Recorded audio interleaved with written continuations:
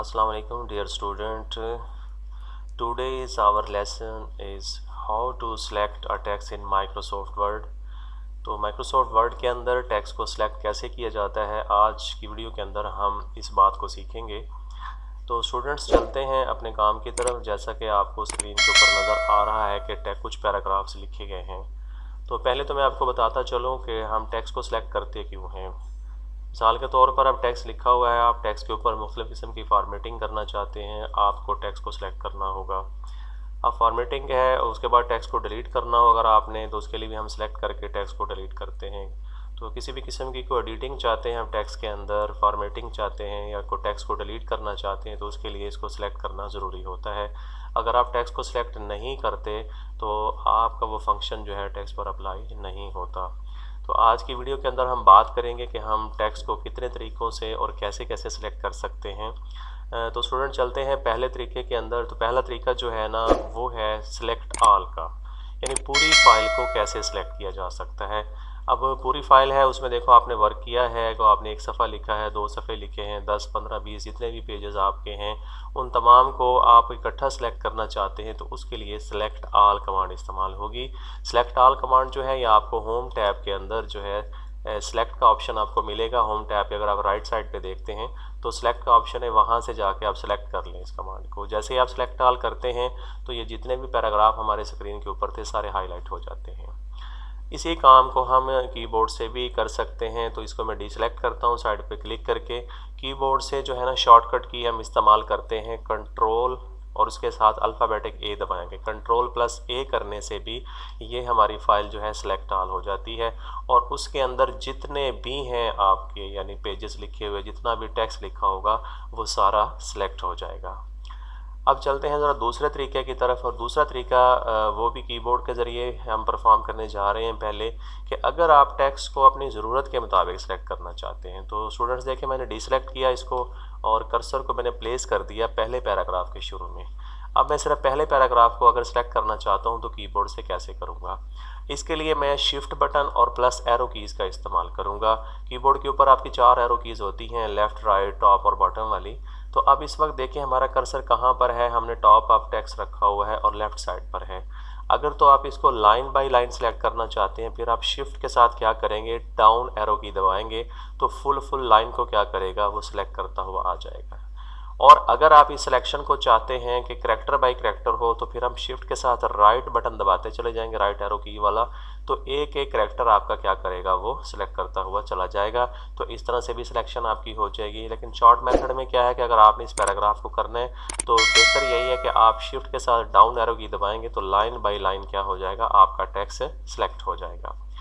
इसी तरह से स्टूडेंट्स ये है कि अगर आपका कर्सर जो है ना राइट साइड पे प्लेस कर रहा है और आप लेफ़्ट साइड पे सिलेक्शन को लेके जाना चाहते हैं, देन आप क्या करेंगे, शिफ्ट के साथ हम लेफ़्ट एरो की दबाएंगे, क्योंकि आप सिलेक्शन का रुख किस साइड के ऊपर जा रहा है, लेफ़्ट साइड के ऊपर जा रहा है। तो ये भी करैक्टर बाय करैक्टर क्या करेगा, इसकी सिलेक्शन कर देगा लाइन की।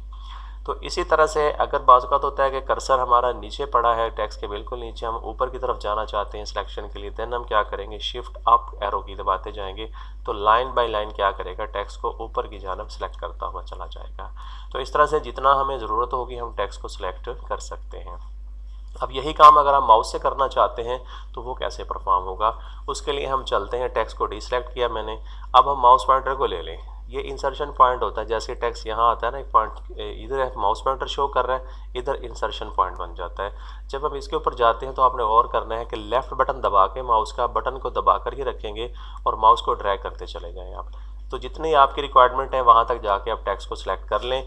जब सिलेक्शन की रिक्वायरमेंट कंप्लीट हो जाए तो बटन को छोड़ देंगे, तो वो एरिया आपका क्या हो जाएगा, माउस के ज़रिए सिलेक्ट हो जाएगा।